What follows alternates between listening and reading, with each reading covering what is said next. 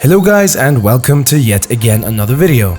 Today we want to be a bit critical and tell you which were, for us of course, the most disappointing games of the entire year. In this list you will see the games that were highly anticipated and which had great expectations but couldn't live up to the hype. But before continuing, don't forget to subscribe to the channel and hit the bell so you don't miss out on a thing. Without further ado, let's get into what are for us the 7 most disappointing games of 2020. Before we get going, we need to state that we love the Avengers and we were looking forward to this game, but we were disappointed after having played it. The story is simple, and although the combat is fun, it can become very repetitive when you have the same fight 4 times. The big problem that this game has, and we didn't expect it at all, is that there are times when the graphics look a little bit mobile-like. Plus, it has a lot of microtransactions. We are on consoles and PC. Come on, stop trying to earn more and more for everything. An Avengers story could be awesome, but with this one, we were very disappointed. The PlayStation 4 Spider-Man game is tons better, and bear in mind this only talks about one of the superheroes. We hope that the future updates do not ruin it. Well, if as a general rule, FIFA changes less year to year than the Hulk in a suit. This year proved that rule, and the people of EA Sports not only continue to charge you full price for just an update, but they continue to encourage you to spend more and more money if you want to have the best ultimate team. In fact, they're having problems in a lot of countries because the game is rated for all audiences, and that is shady no matter which way you look at it. If you like football, it will entertain you, but you can play FIFA 20 for much less and have the same experience. We introduce you to the worst rated game by Metacritic users in history. If a game has a 0.6 out of 10, it's for a reason. But we could have never imagined that this game would be from the legendary Warcraft saga. And the worst thing is that the promotions seem to announce something else that does not resemble the final version of the game.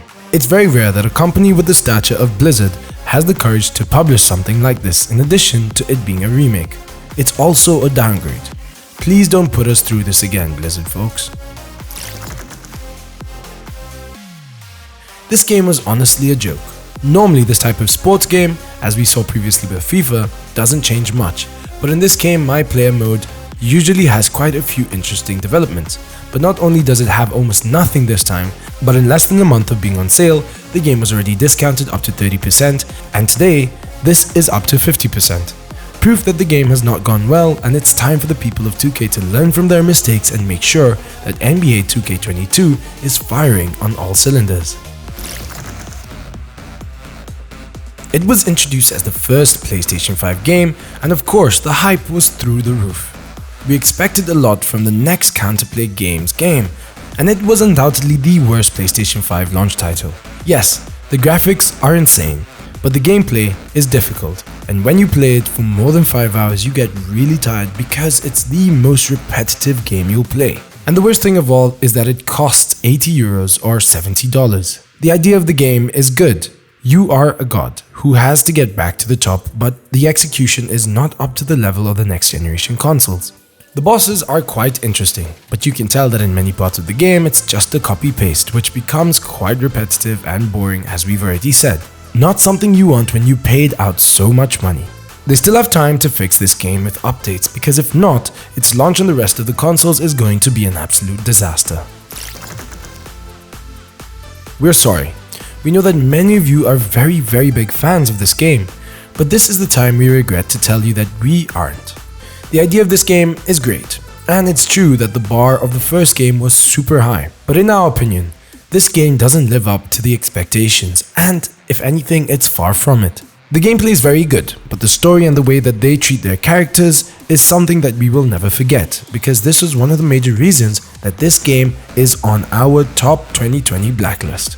In our opinion, it's a bad soap opera made into a game with a lot of gaps. We still don't understand why so many reviews labeled this as a masterpiece from the moment it was released, and everything that they teased us with the trailer led us to understand that we could play with the characters from the first game, but none of this was true. Gamers in 2100 will laugh a lot when they look at the history of video games and see what they did with the second Last of Us. Having said this though, this is just our opinion. We still respect everyone who likes it at the end of the day. What do you think of these games? Do you agree with our selection? As always, tell us down below in the comments. We want to know what you think. Enjoy the last days of the year, guys, and we'll catch you in the next one. Adios.